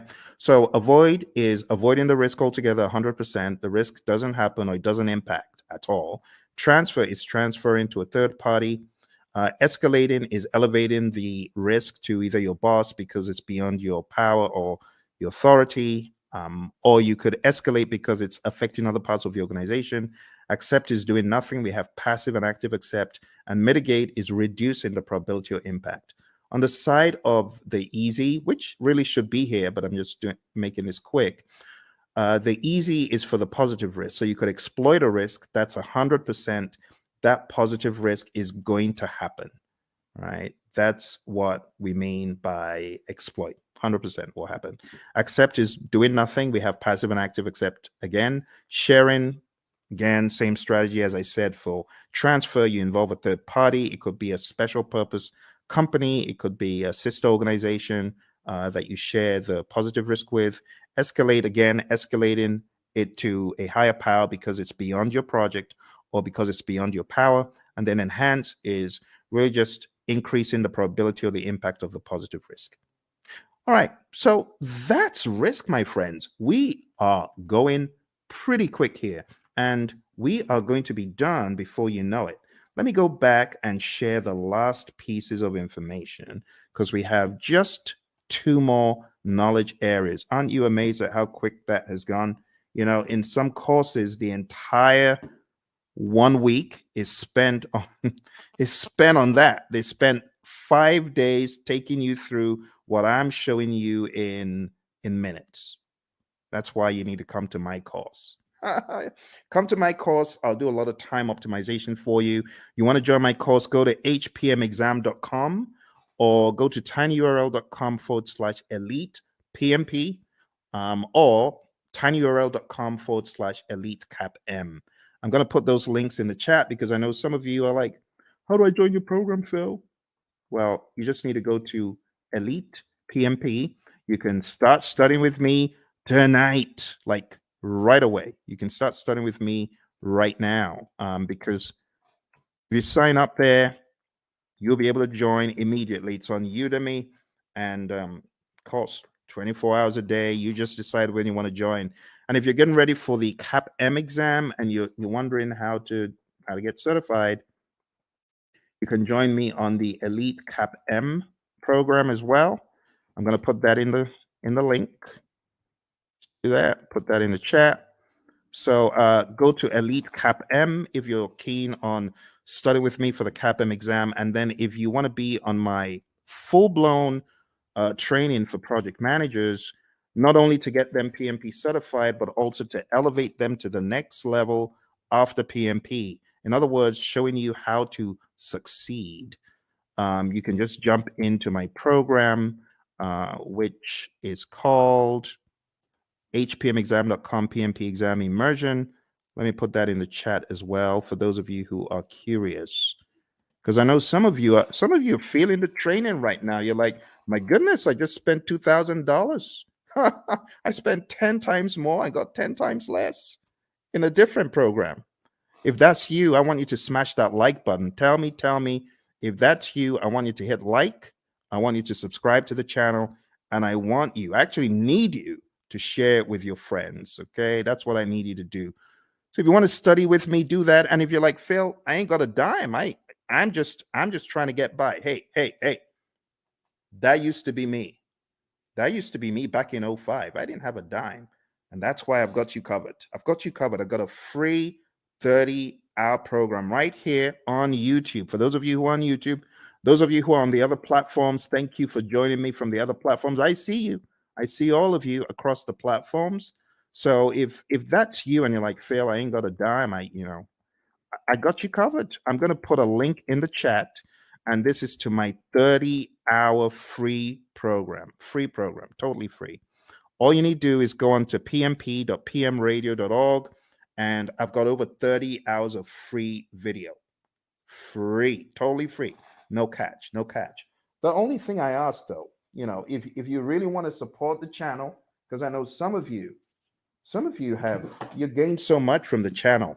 Just go get the book, PMP Exam Immersion, right? The PMP Exam Immersion book, I'm going to show you tonight how to put everything together in context. And if you wanted to get this book, like download the book right away, you can. This book has the deep secrets to your PMP success because it puts everything together. It puts agile, predictive, hybrid, it weaves it all together. It's called PMP Exam Immersion, the book. So I know I have the course, but this is the book. And if you get the book on the link that I just shared, you'll actually be able to download a workbook. And the workbook has 100 of these crazy, what should a project manager do next kind of questions. So whatever the case, whether you can afford it or not, I got you covered. For those of you who say, Phil, I'm just, trying to survive here. That used to be me. So I got you covered. Don't worry. Just go to pm.pmradio.org, and you're gonna be extremely delighted when you see what I have in store for you guys and girls. Okay. So let's jump into the final piece of our journey today, which is going over the last two. I'm going to make the others very small, just so that everything can fit on the screen. Okay. Some of these processes, they occupy a lot of space. I might be able to make a few of them bigger, like quality is actually not that much. And if you haven't gone through this rites of passage, well, I'm glad you're going through it right now. This is a brilliant opportunity for you to see how the entire table comes together. All right, so procurement. What do we do in procurement? Number one, we plan procurement management. Plan procurement management is where we decide, are we going to buy or not? Are we going to make or are we going to buy? If you decide to buy, then we go through the procurement process, the philosophies, right? And we do the RFPs or the RFQs or the RFI, request for proposal RFP, request for quote RFQ, request for information RFI, IFN, invitation for negotiation. I'm talking so quick because I want to get done. I want to get done. It's a weekend. It's a weekend. You see, the labor of love, your buddy Phil is here for you to help you. Because once I hit the road again, it's going to be hard for me to do these. And I hit the road very shortly. All right, conduct procurement is where you take a look at all of the proposals that were sent in and you select one or two, you award a contract, and then control procurements. This is where you are checking to ensure that the vendor, the seller actually did what they promised. You want to make sure that they are delivering. You want to make sure that they are on time. You want to make sure, as one of my students said, hey, my client just showed up and we do interior for airplanes and they just showed up to do an audit. That's control procurement. You want to make sure that the seller is really upholding the quality. And the funny thing is they weren't, because, some of these folks, they bring in, they want to show off to their friend, like, oh, you need to take a look at this aircraft that we're refurbishing. So unfortunately, on that day, one of them brought his buddies into to the workplace. Bad move because the customer showed up. All right, let's finish this off. All right, last but not least, we have stakeholder. So over here, we have identify stakeholders. This is the only one that you have in the initiating process group. And then we have plan stakeholder engagement. And then we have, after you've planned how to engage a stakeholder, then we have manage stakeholder engagement. This is where you're actually engaging your stakeholder, speaking with them, communicating with them, working with them. And last but not least, we have monitor stakeholder engagement. Okay. And my friends, that's it. I just showed you. Please give me a round of applause. Give me a round of applause, please, please, please. I think I deserve it because I've done what a lot of instructors won't do. I took you through the entire Agile curriculum. I've taken you through PMBOK 7, principles, domains, and boom, now I took you through PMBOK 6. PMBOK 6. Do you know how much time that would have taken to go through these books alone? Do you know what that would have taken? We went through this, we went through this, and we went through this. All in 1.5 hours. Please give me a round of applause. I need some likes. Like, please, please help me, help me. I know some people think, why is he asking for likes? I need your likes. I can't do this alone. I'm trying to help the world get PMP certified. You need to remember where I'm coming from. On my PMP exam, question 20, do you know what the time was? Question 20? I was 1 hour in to my exam on question 20. Think about it. If this exam has 180 questions and this guy's only done 20, how many hours does he need to finish the exam? The wise people would say 8 more hours. You're correct. It was a disaster. I had only gotten to question 20, 1 hour in. And this is a very good example of how not to take the exam. Don't take the exam saying, oh, I've got to answer this. I'm going to use all the time I can to answer this one question. No, don't do that. Don't do that. I was spending 3 minutes a question. How foolish. Instead of me to go with my gut and just keep mowing them down, just keep going. Even if you feel they're not right, you don't have the luxury of time. I've had a lot of students who say, Phil, I was shocked. I ran out of time. Normally, before I got into the exam, I was killing all of my mock exams. Of course, because the stakes are higher. Your brain is going to be working differently. You're going to be working differently. So don't try that stuff that you do at home on the real exam, okay? Which is why I say roll up your sleeves and go to a test center, smell the coffee. It'll kick in. It'll kick in. Just drink the coffee, but smell the coffee because you realize the stakes are high. Long story short, after 1 hour, I started writing my eulogy of the PM slain in the Battle of PMP. The PMP who tried his best, the PMP aspirant, the PMP wannabe who tried his best. Phil tried his best, but alas, he was slain at the Battle of PMP. Why was he slain? He didn't have his weaponry right? So I was crafting my eulogy until a conspiracy theorist gremlin pounced on my shoulder. And I'm grateful for that conspiracy theorist gremlin. And the gremlin said, the PMI is looking at you from behind the scenes, and they can see that you got all the questions wrong, and they're giving you more of those questions. You got risk wrong, and they're giving you more risk. You got schedule wrong, they're giving you more. Why don't you go to the back of the exam? It was a crazy thought, but this is what got me out of the exam alive. I jumped all the way to the back of the exam. Back in those days, you could move backwards and forwards between all the questions. And back in my day, there were actually 200 questions. So I went all the way to the back and I started doing the questions from the back, from the back, from the back. Truth be told, hey, use this. Use this as the fire escape. For me, it was the fire escape. I started backwards and I realized the questions were easier from 200, 190, 180, 170, 160, 150, 140, and just kept doing the exam backwards and it was easy. Then I got to a pocket of difficult questions. It's like these question writers are like fiends from the pit. They know where to grab you and they just, boom, dollop a boatload of hard questions. And it's like quicksand. Don't be moved by that. You can jump over the quicksand, or you could just do C, D, E, C, C, C, whatever the options are, but don't get stuck in the quicksand. I didn't get stuck in the quicksand. Kept mowing them down. I think I had a pocket of difficult ones in 120, kept going back around 70 something, difficult ones around 50. I didn't care. I was just mowing them down, doing my best. And then I got back to question 20. And guess what the time was? 3:55. Pretty much I had 5 minutes left. And the question is, am I going to start changing stuff or am I just going to end the exam? Took a deep breath. Boom, end the exam. And then the screen goes blank.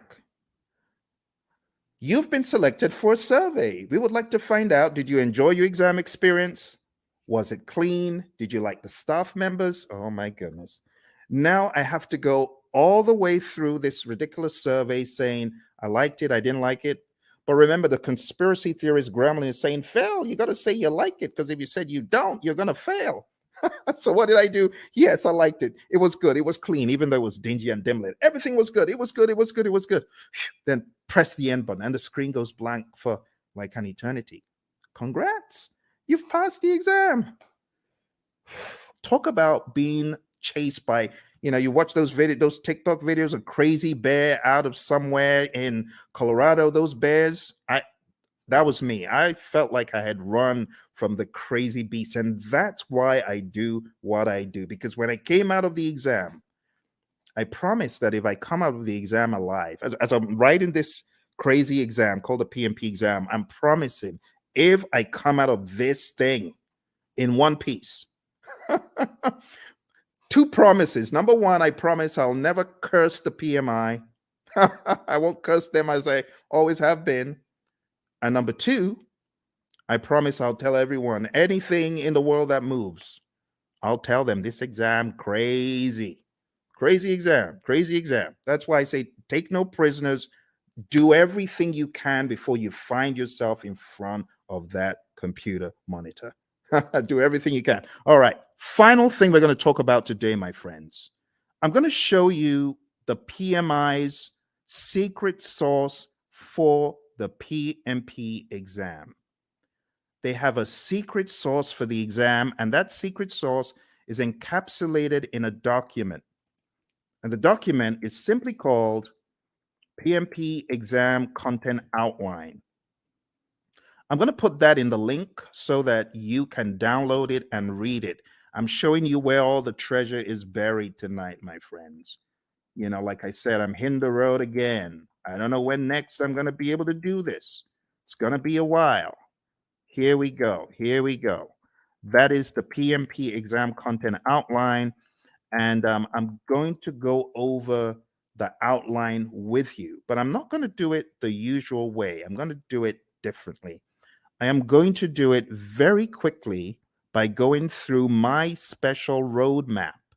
It's a roadmap I created for the PMP, and it cuts off, I would say, about 10 hours. It cuts off 10 hours from the curriculum because it's very rapid and effective. Are you ready? Let's jump into it. Let's jump into it. Here we go. Here we go. For those of you that have been on since we started, thank you very much. I hope you're finding value from it. Your exam is going to have people. 42% of the exam is people, 50% is process, 8% is business. And then you can slice that across 50% agile and hybrid, 50% predictive. Okay? So what am I trying to say? I'm trying to tell you agile is a beast, a big old beast as big as predictive. Here's the breakdown one more time. See that? So pay close attention to the process domain, but don't forget, you could slice these into 21, 21 for people, 21 agile and hybrid, 21 predictive. For process, 25 agile and hybrid, 25 predictive. For business, 4% agile and hybrid, 4% predictive. That's the general idea. Okay. Let's go into the people domain very quickly, and I'll just try to wrap it all up. Okay. Number one, I have changed the order from what is in the outline that I sent you. In the outline, it starts off with manage conflict, and then it goes into lead a team and so on. But I'm changing it because I want you to get the flow. The flow doesn't make sense in the outline. I want you to get more of the flow from a time perspective. So number one, what I want you to think about first is building a team. You build a team, and then you begin to define the team ground rules, do's and don'ts, and acceptable behavior. And then you begin to lead a team. You know, my mentor, John Maxwell, he says a true measure of leadership is influence, nothing more, nothing less. You're going to lead the team to success. You're going to help the team understand what to do on the project. Leadership is all about example as well. The Hersey-Blanchard model is also a very good one to talk about here. If you haven't heard about the Hersey-Blanchard model, this is it. The thesis of the Hersey-Blanchard model is you need to be a situational leader. You can either be in a directing mode, depending on the individual. This is where you give low support and more direction, or in a coaching role, or in a supporting role, giving more support than direction, and in a delegating role where you just know the keys to the kingdom are safe with this dude, this girl, because they've proven themselves time and time again. But you don't always stay in one quadrant. You move around depending on the individual and the circumstance. With someone, you could have a delegating approach, but if you change the environment, you may need to have a more directing approach with that same individual. And that's the general idea. The other thing that you really need to know for your exam is the 5 stages of team development: the forming, storming, norming, performing, and adjourning. This will help you on the questions. There's also subtle lingo used. So when it comes to forming, the team members are independent. When it comes to performing, the team members are interdependent. So you got to understand PMI's lingo when it comes to these. I would say it's worth checking how they discuss the 5 stages of team development, or Tuckman's ladder, Bruce Tuckman's ladder. Also, as part of your journey, know the 10 tenets of servant leadership: listening, empathy, healing, awareness, persuasion, conceptualization, foresight, stewardship, commitment to growth of people, and building community. You already know the PMI isn't going to do this in parrot fashion, but you do need to be very comfortable with the narrative. Also, for the people domain, you need to understand the Thomas Kilmann conflict mode instrument. There's no image of this in the PMBOK guides, any publications from PMI, but you need to realize that you could be somewhere in the middle as far as your approach to conflict, or you could be very forceful to get your way, or you could be in a collaborate or problem solve mode, which means you're assertive about your needs and the other person's needs. You could be in the avoid or withdraw mode, or you could be in the accommodate or smooth mode. The accommodate or smooth means you're more focused on the person's needs than yours. Avoid or withdraw means you don't care about yours or the other person's needs. You just want to escape. And that's okay. But avoid or withdraw is not the end. You could be back. You could be back with some additional backup. It depends. Okay. So there they are again. The Thomas Kilmann conflict mode instrument, PMBOK 6, page 349. If you're in PMBOK 7, it's talked about differently. It's kind of wonky because it kind of went off something else instead of sticking to the Thomas Kilmann conflict mode instrument itself. This is what I would recommend, though, for your exam prep. Okay. So going back, we've talked about 6, 12, and 2. The other things you need to know for your exam: definitely understand how you as a leader should build shared understanding. Then we go to task 5, ensuring team members and stakeholders are adequately trained, which is a no-brainer. Number 13, mentoring relevant stakeholders. Whether you're the scrum master or the project manager, you should mentor. Empower team members and stakeholders. Manage conflict. This is where the whole conflict dialogue now comes in. Number 11, engage and support virtual teams. Understand the concept of the fishbowl window. Number 9, collaborating with stakeholders. Number 7, addressing and removing impediments, obstacles, and blockers. Number 3, supporting team performance through the application of emotional intelligence. Number 14, I beg your pardon, promoting team performance through the application of EI. And number 8, negotiating project agreements. Now, 3 and 14 are very close. Supporting team performance and promoting team performance, they're very similar. Supporting the team means you're there for them, you big them up in a meeting, you don't throw them under the bus. Promoting team performance through the application of EI is different. This means you are emotionally intelligent. Emotional intelligence means you're able to control your emotions, bridle your emotions, and you're also able to influence the emotions of others. And that's the people domain very succinctly, okay? As easy as ABC. But don't forget, in the document I sent you, every one of these is broken down into smaller enablers. I would recommend going through the PDF that I put in the chat. That will help get you to excellence in this. Okay? Let's move on to the process domain. Before we get to the process domain, I really want to accentuate a couple of tools. Okay? The stakeholder power interest grid is big. Make sure you understand that before your exam. You could have the power interest grid, the influence impact grid, and other allotropes of it. And understand the planned stakeholder engagement process. This is where we have our stakeholder engagement assessment matrix. I call it the SEAM. This is where you have your current state of the stakeholder, and that is your desired state. They're currently unaware. You want them to be supportive. The question for your team then becomes, how do I get Bob from an unaware stakeholder to supportive? What are the actions that we need, right? And those are the actions that you got to discuss. So this is a great conversation piece for the real world as well, okay? In the task of collaborating with stakeholders, in which process do you build trust and gain support from stakeholders? What do you think? A, B, C, or D? All right. I'll go quick. So the answer to this, my friends, is where you are communicating with the stakeholders and working with them. And therefore, the best answer is manage stakeholder engagement. You won't get questions like that on the exam because those are very prescriptive to process name, but still you could get the process names expanded upon and camouflaged. So you do need to know what you're doing in each process. Here's another one. On your Agile project, when facilitating a meeting with stakeholders, it is critical to do what? Is it hold the meeting in person? Is it develop and distribute an agenda prior to the meeting? Is it bring snacks? Or is it use technology to record the meeting so you can reference as needed? What do you think? Which one is more agile than the others? Which one makes sense? Okay, so which one is critical? In which one would the meeting sink if you didn't do it? Think about it. It's like a trick question. But you're not required to hold meetings in person in the world of Agile. You don't have to bring snacks and you don't have to record, but it would make sense. For example, if you're holding a retrospective, it would make sense for you to have an agenda and for you to share that. Okay. So this is an example of how, looks a little bit difficult. Am I in the world of predictive? Or mine, it sounds a little bit predictive in the answers, but it says Agile. So you got to be ready to face things like that. All right, let's move into the next domain, which is process.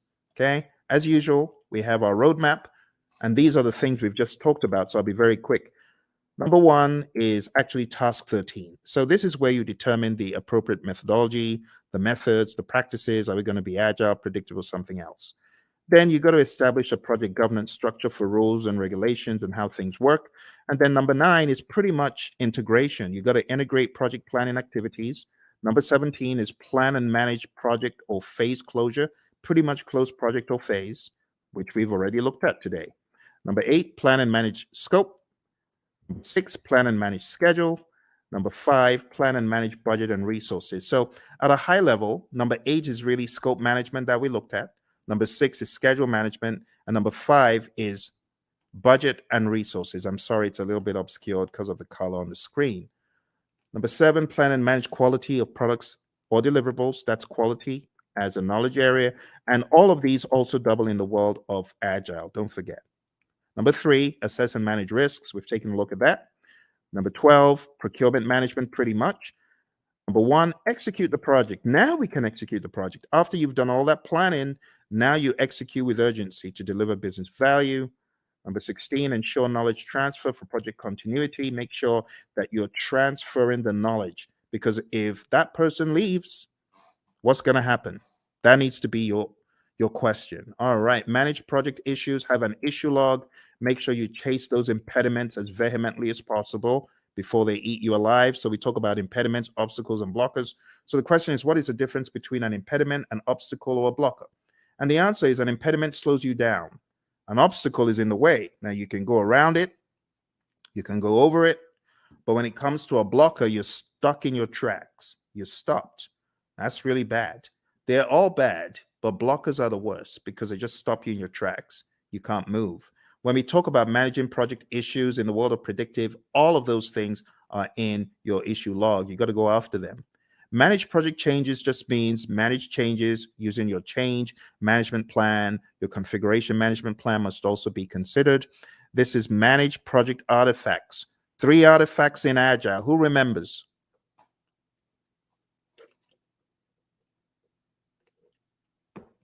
I'm getting some crickets. 3 artifacts we talked about. Does anyone remember?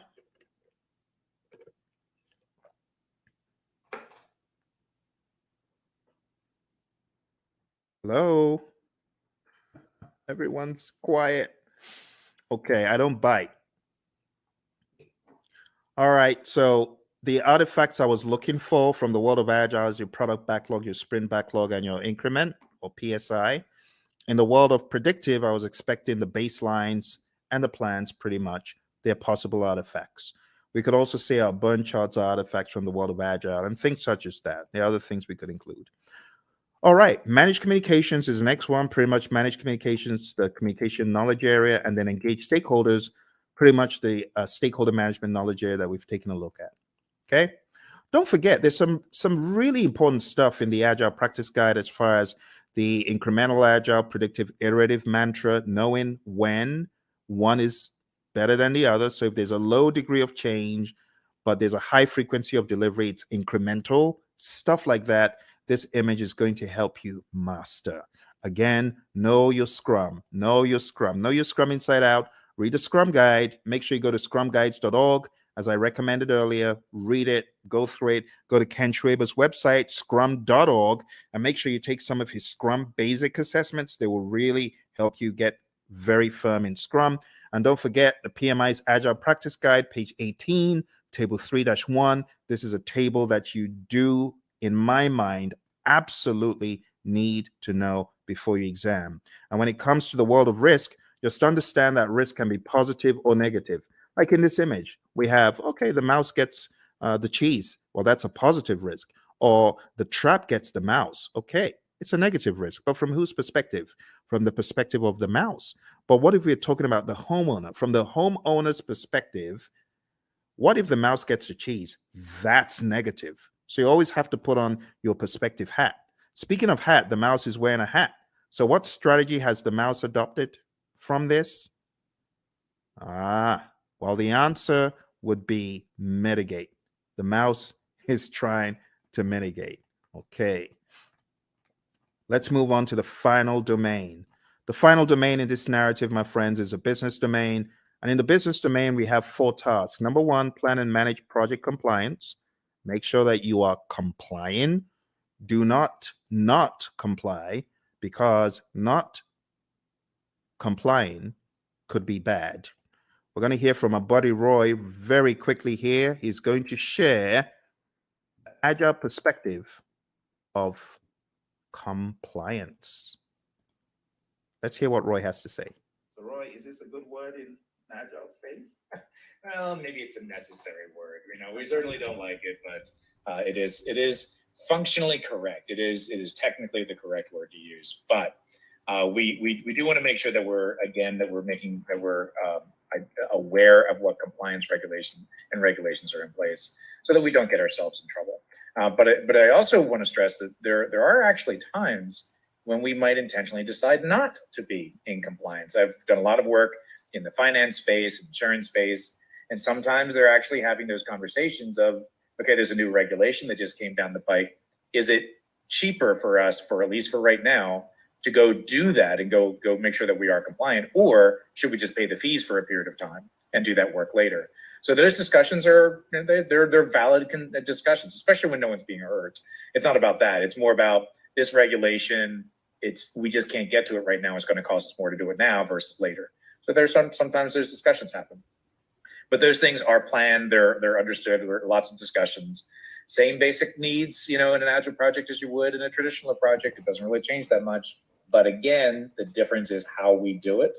We make sure that the teams are very aware of the compliance and regulatory needs, and that they understand them very clearly, so that we don't necessarily have to do reviews to identify compliance. We are encouraging the teams to be compliant always. That's a big difference.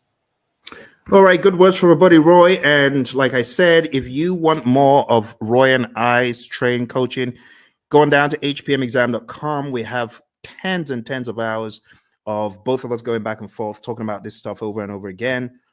You could go on to tinyurl.com/elite PMP. You'll be able to join the Udemy course where we have PMBOK 7. We just go to town on PMBOK 7, and you can watch all of those videos there.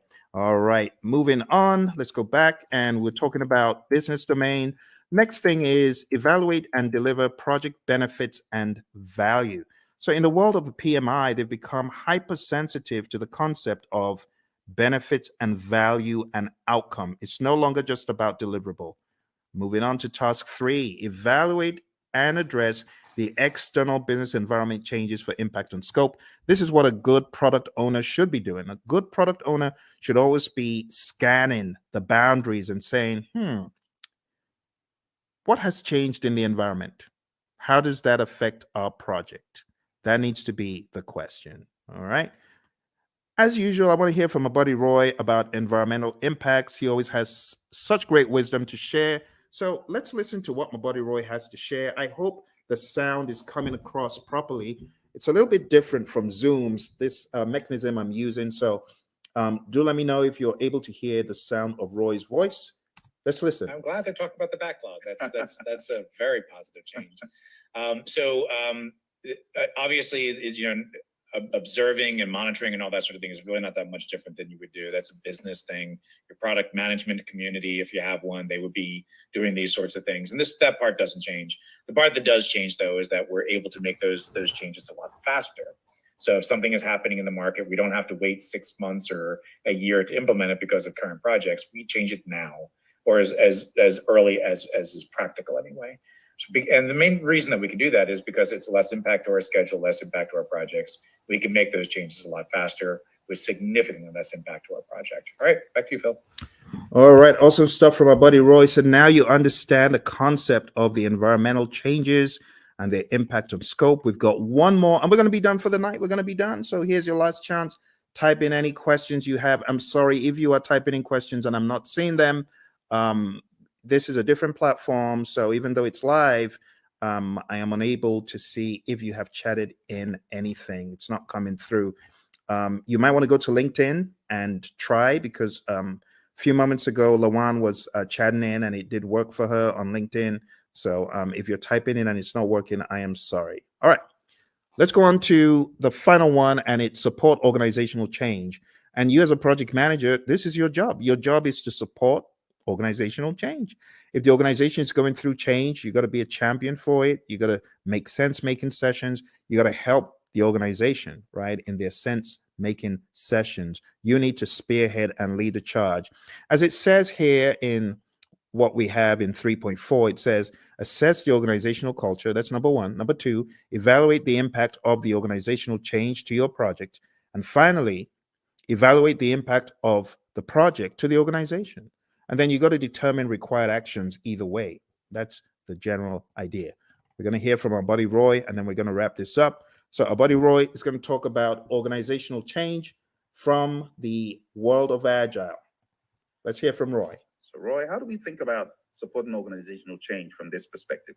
Yeah, this is huge in the Agile space. And the main reason is to enable Agile to work properly, you need to change the organizational culture. It has to happen. To support things like, experimentation and the ability to fail and, removing impediments as quickly as possible. All of these things may be contrary to the way that your organization is set up and contrary to the culture. So as project managers, as scrum masters, you need to be evangelists and champions of the process and encourage that change by educating your leaders, educating your business partners, your stakeholders, making sure they really understand what this is all about. Organizational change, let's say this, the biggest barrier to Agile adoption is organizational culture. So if you're looking for one thing that's going to be your biggest problem, it's the organization itself, the culture of the organization. So you need to pay particular attention to that, because you're going to see behaviors that are more traditional in an Agile environment. But in an Agile environment, those traditional behaviors don't work, right? If we're expecting to see things the same way, do things the same way, and just do Agile, you will fail. It will not go well for you. You may get some benefits, but eventually you're going to start seeing where the organization is going to get in the way, and you will start very quickly falling back into traditional approaches because this Agile thing doesn't work here, right? And it's not that Agile can't work there, it's that your organization is just not changing to allow it to happen. All right, Phil, back to you. Awesome stuff as always from my buddy Roy, my Agile coach.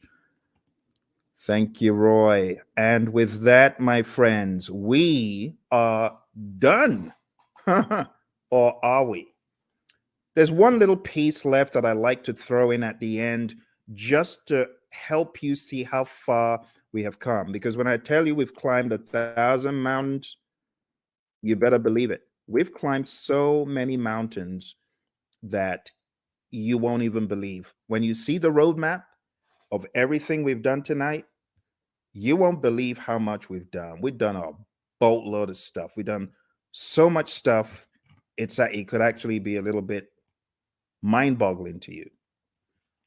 So what I like to do at this point, I like to show like a roadmap of all the intricacies of the PMP exam. So let me just go over them one by one. First of all, we've talked about the world of predictive. We've talked about the world of agile. We've talked about the people, process, and business domains. We've talked about Scrum. We've talked about Kanban. We've talked about the Agile Manifesto, talked about the Agile Manifesto values and principles. And then I've shown you PMBOK 7. I've shown you PMBOK 6. I've shown you the 12 principles and the 8 domains. Wow. My goodness. Okay, let's put it all into perspective. I'm going to show you one more image to bring it home. This is going to be the coup de grace. It's going to help you see everything in one place. Okay. But are you ready? I hope you are. This is going to go pretty deep. Let's take a look. I call this the PMP mind map. PMP mind map. And this mind map encapsulates the entire journey. I think at the end of it, you'll probably appreciate all the work you have been doing, actually. All the work you've been doing to succeed on your PMP, you're going to see it come to light here. All right. Here we go.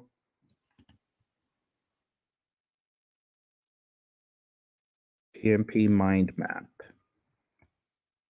You might have seen a video where I talked about this in the past, but it's always new because of the enormity of what we have done tonight. You ready? Okay.